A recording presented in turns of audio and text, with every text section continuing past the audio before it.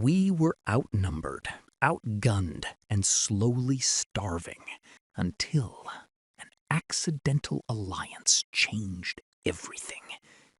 Imagine a world where human history simply vanished. No empires, no cities, no modern world. Because 30,000 years ago, frozen in the brutal darkness of the Ice Age, our ancestors failed to survive. We like to think of Homo sapiens as the ultimate survivors, masters of fire, tools, and language. But 30 millennia ago, biology was stacked heavily against us. Our bodies were weak. We lacked the thick fur of the mammoth, the night vision of the big cats, and the lethal claws of the cave bear. To make matters worse, we weren't the only humans out there. The Neanderthals were stronger, more muscular, and perfectly evolved to endure the crushing European cold. We were outnumbered, outgunned, and slowly starving. On paper, Homo sapiens were the prime candidates for total extinction, until an accidental alliance changed everything. Out in the freezing darkness, our greatest nightmare was watching us. The gray wolf, a highly disciplined apex pack hunter that viewed humans as simple rivals for food. For thousands of years, both species hunted the exact same prey. We stole their kills, they ambushed our hunting paths. It was a brutal war of attrition.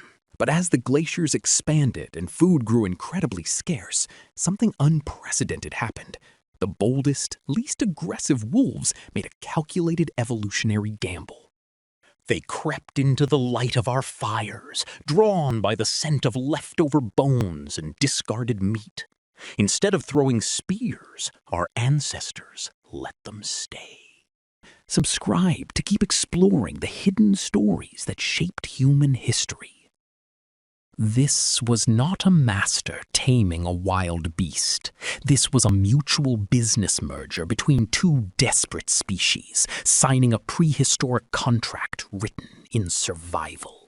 When Homo sapiens and wolves joined forces, they didn't just survive, they created the most devastating hunting machine the planet had ever seen. Humans brought long-range weapons, tactical planning, and the destructive power of fire.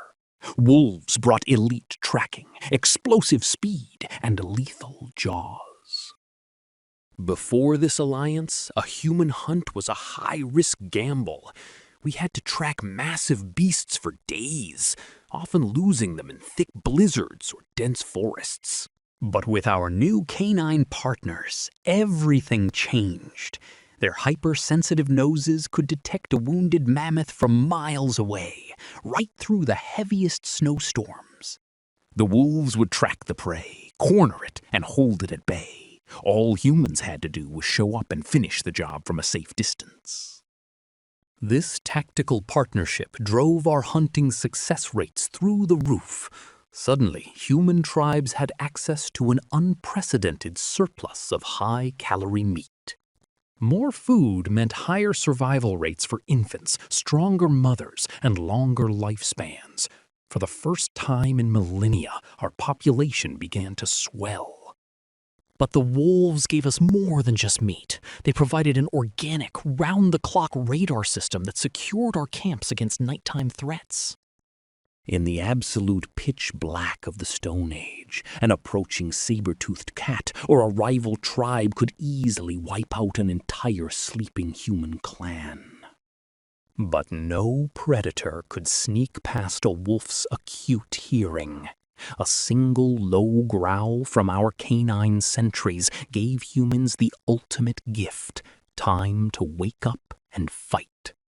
While Homo sapiens were thriving with their new canine allies, our closest cousins, the mighty Neanderthals, were facing a silent catastrophe. Neanderthals were physically superior.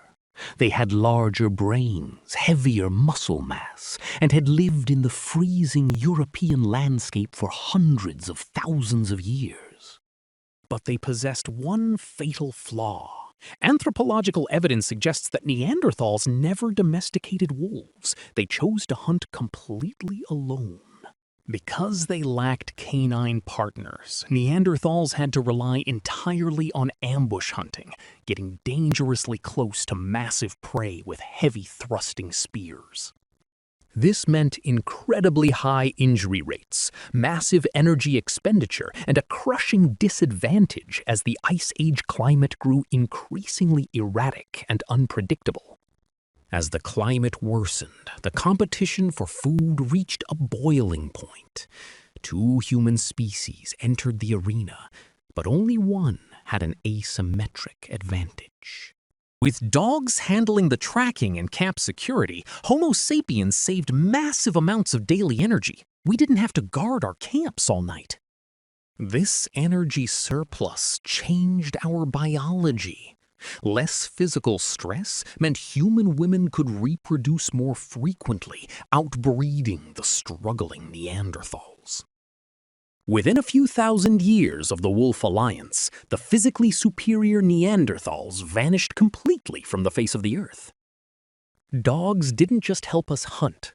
They tilted the evolutionary scales of the entire planet, inadvertently choosing which human species would inherit the world. Our partnership with dogs didn't just alter our history, it actually rewired the physical structure of the human brain. Before dogs, a massive portion of the human brain was dedicated to sensory processing, constantly listening for predators and sniffing out danger. Once dogs took over the roles of camp security and scent tracking, humans could finally let their guards down. Our brains outsourced those survival jobs to our canine partners. With this massive cognitive burden lifted, human brains freed up immense computational energy for complex, abstract thought, art, and deeper language development. In a very literal, biological sense, the domestic dog cleared the mental headspace needed for Homo sapiens to invent human civilization. Subscribe to keep exploring the hidden stories that shaped human history. As millennia rolled by, this cold-blooded survival pact transformed into something else entirely. It became the most profound cross-species bond on Earth. To lock this bond in place, evolution did something extraordinary. It hijacked the exact same chemical pathway used between a human mother and her newborn child. When a human and a dog make eye contact, both of their brains release massive surges of oxytocin, the hormone of love, trust, and deep emotional security. No other animal on Earth can trigger this exact neurochemical reaction in humans. Wolves don't do it, chimpanzees don't do it, only dogs. We didn't just train them to be our sidekicks. Over 30,000 years, our biology literally fused together, cementing them as our ultimate protectors. So, back to our ultimate question. Without dogs, would humans be extinct? While we can never know for certain, the anthropological evidence points to a terrifying reality. Without our canine partners, our hunting success would have plummeted, our camps would have been defenseless, and our energy would have been spent entirely on fear. Homo sapiens might have suffered the exact same quiet, tragic fate as the Neanderthals, becoming nothing more than a forgotten branch on the evolutionary tree. The next time you look into the loyal eyes of your dog, remember, you aren't just looking at a household pet, you are looking at an ancient savior. They didn't just share our fires, they fought our wars, bore our burdens, and guarded our sleep. We didn't create our best friend. They built us.